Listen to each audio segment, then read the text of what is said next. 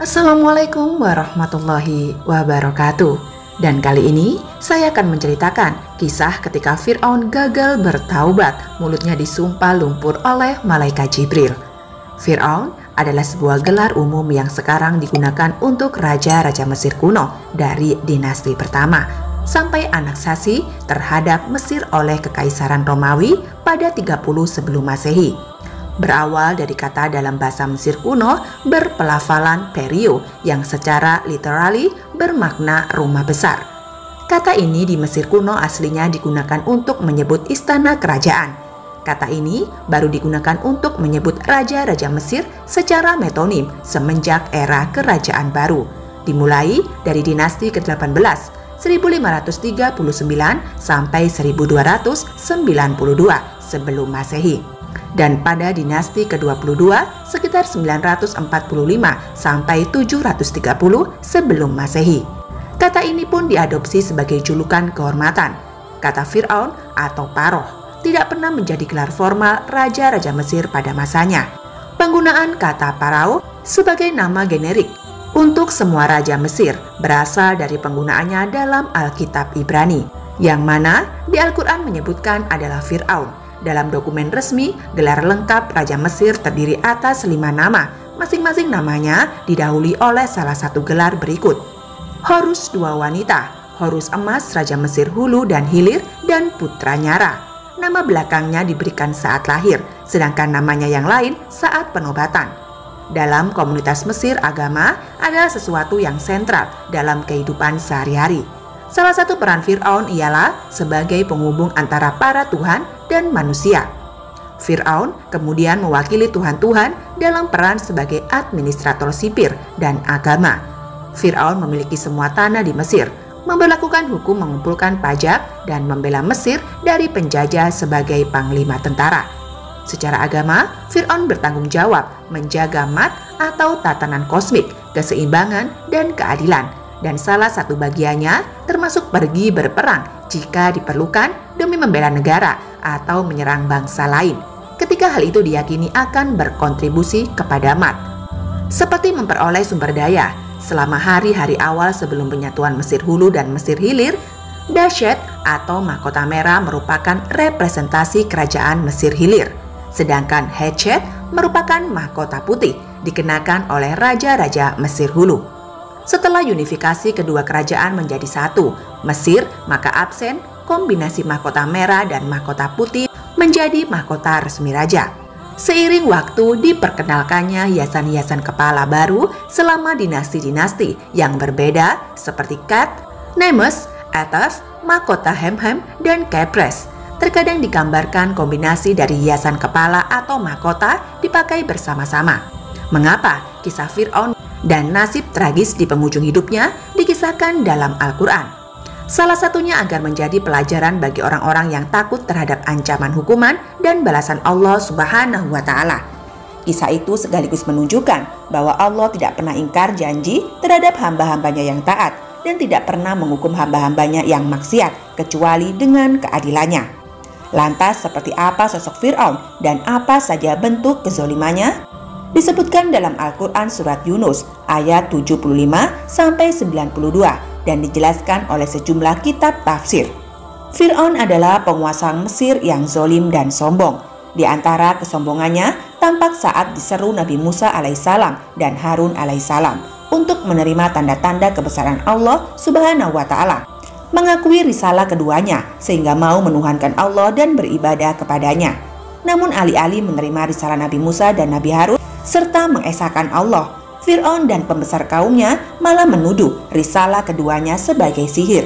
Malahan, Fir'aun sempat mendatangkan para penyihir untuk menentang Musa dan Harun dengan sihir-sihir andalan mereka. Disebutkan pula, Fir'aun merupakan penguasa tiran yang sewenang-wenang, sehingga tidak ada yang berani beriman kepada Musa selain turunan kaumnya. Itu pun disertai ketakutan terhadap Fir'aun dan para pengikutnya. Nah, artinya tidak ada yang beriman kepada Musa selain keturunannya dari kaumnya, disertai kekuatan pada Fir'aun dan para pemuka kaumnya yang akan menyiksa mereka.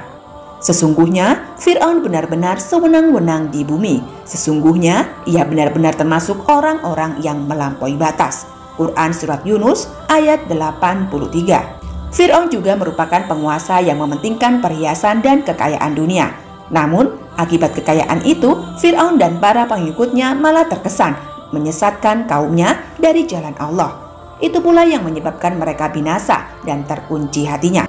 Puncak kesombongan Fir'aun juga dicatat dalam Al-Quran sebagai penguasa tangan besi dan manusia yang pernah mengaku Tuhan.